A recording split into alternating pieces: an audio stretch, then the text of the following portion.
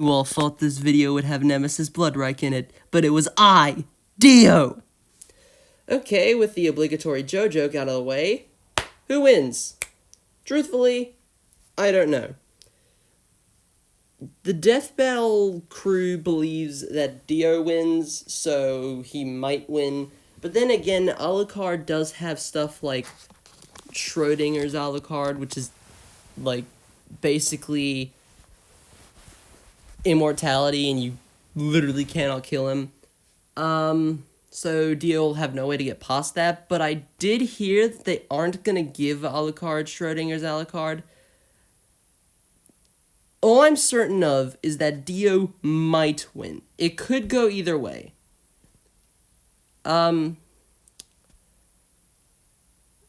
Mostly because I'm pretty sure that Dio basically outstats Alucard in every way. Speed, strength, hacks, all that stuff.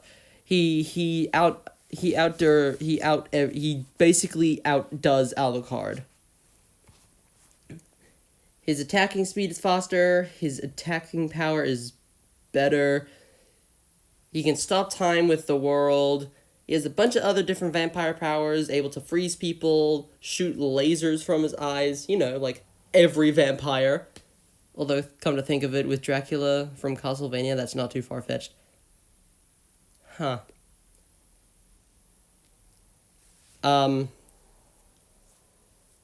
And let's not forget that Dio, he isn't dumb, okay? In terms of experience, he does have a lot less than Alucard due to Alucard being born like 400 years before him and Dio spending a lot of his time either in a coffin or literally just sucking blood from people. And Alucard spent most of his time either getting mad at his dad. That was a little Team 4-star reference for you, because they're bringing back Alucard's voice actor from Hellsing Ultimate Abridged, which I did watch, but I just watched it for fun, and I watched it a while ago, so... And if you're, like, under the age of 12, do not watch it. It is very brutal, so... Fair warning. So yeah, I'm pretty sure Dio might win. If they give Alucard Schrodinger's Alucard, then he's probably gonna win. But if they give Dio the World Over Heaven, then Dio might win. So basically, with everything except Schrodinger's Alucard and the World Over Heaven, Dio wins. If we include Schrodinger's Alucard, but we don't include the World Over Heaven since it's technically not canon, then Alucard wins. But if we include everything, like the World Over Heaven and Schrodinger's Alucard, then Dio still wins due to the World Over Heaven being able to rewrite reality and stuff like that. So yeah, I'm really excited for this episode. I really hope they get the whole Halloween aesthetic right, considering last Halloween episode was good, but it was really slow. And hitting people with claws really felt like hitting, and since both John and Saberwolf were hitting each other with claws, yeah, it was making blunt bludgeoning noises. Yeah, I hope they get this one right. Also, you like my thumbnail, Ronnie James Dio and Alucard from Castlevania. Anyway, on to Kool-Aid Man versus Macho Man versus Kool-Aid Man. I'm running out of things to say. Let's continue. So, how did episode 150, the big celebration of 10 years of Death Battle, turn out? It was alright. Nothing much to say. It was alright. I do have problems, though. So, starting off, there were two things that I was looking to answer in this episode. First one, could it top their last big special, the big 100, Mario vs. Sonic 2? Could it top that? And could it top my favorite episode of Season 7? That is Poe versus Iron Fist. And let me tell you, it is a big fat no for both of them. This episode's still good. The analysis is where most of my issues lie. For Randy, we get a meaningless strength feat and 33 times faster than light. That's it. For Kool-Aid Man, we get a meaningless speed feat and able to crack this, or able to destroy the sun. That's it. The analysis for both were painfully short. And the episode really suffers. Once the fighting starts, though, it's pretty good, if not a little slow. But then Wiz and Boomstick start talking again.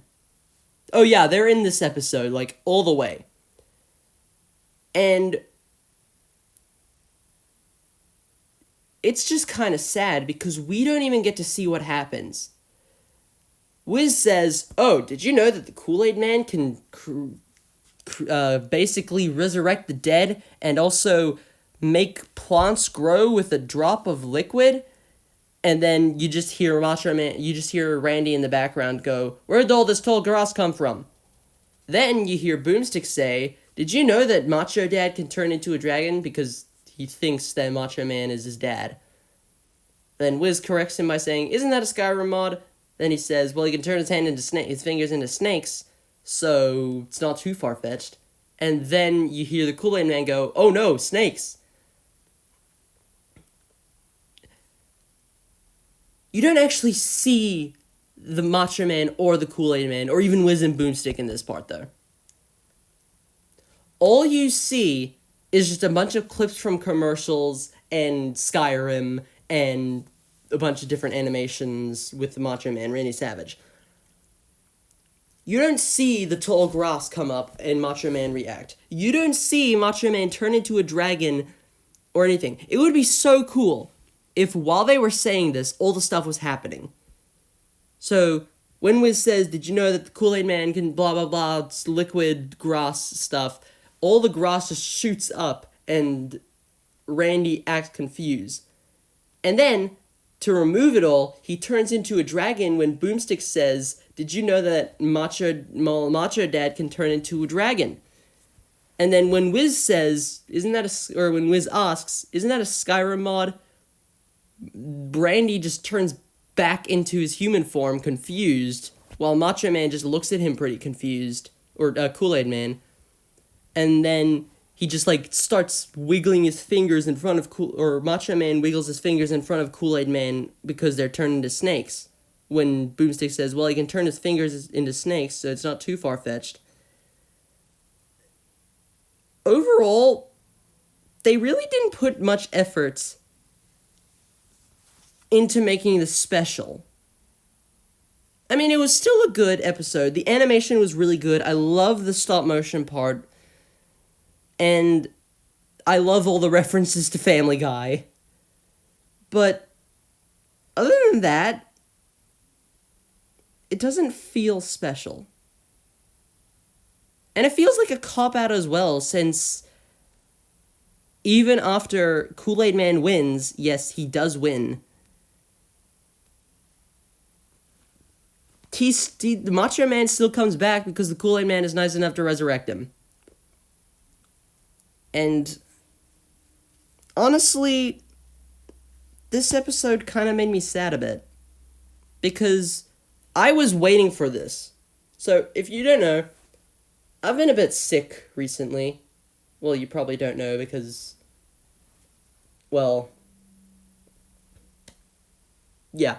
But I've been a bit sick recently, and with COVID-19. I'm better now, I'm fine. I mean, I still sound a bit sick, but I'm fine now. Everything's good. Don't have to worry about me. And I have done nothing but sit in my bed 24 hours a day. Well, not really, because I wake up at some ungodly time of the morning. And by morning, I mean like 12 o'clock at the 12 o'clock.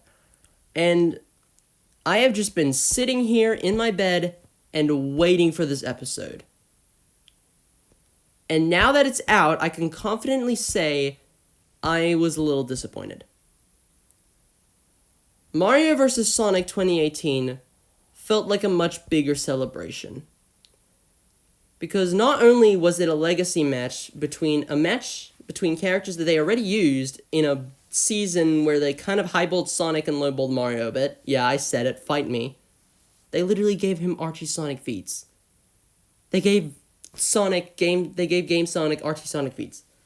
Okay? And whatever your feelings on the 100th episode of Death Battle, you have to admit that it feels like more of a celebration than Macho Man versus Kool-Aid Man. I get that Chad wanted to do this, but I just hope that the next time they do a big celebration like this for episode 200, I hope it's more like Mario vs. Sonic 2018. Oh yeah, and they lowballed both of them. Macho Man and Kool-Aid Man are both supposed to be ridiculously overpowered. Hell, according to some people on the internet, they both have uni to multiversal threats, or feats. And they lowballed them both. So even if you say, oh, well, Mario vs. Sonic was lowballed, so was Macho Man vs. Kool-Aid Man. They lowballed them so much and gave Kool-Aid Man's best feat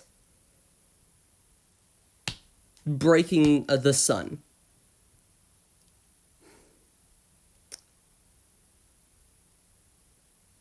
And again, I know it sounds like I'm hating on this, but I did like it.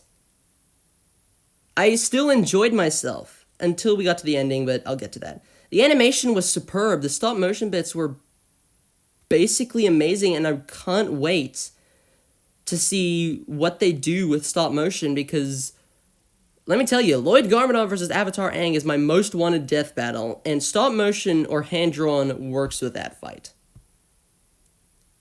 And I hope it's stop motion because it'll bring a style that we've never seen to death battle until now, briefly.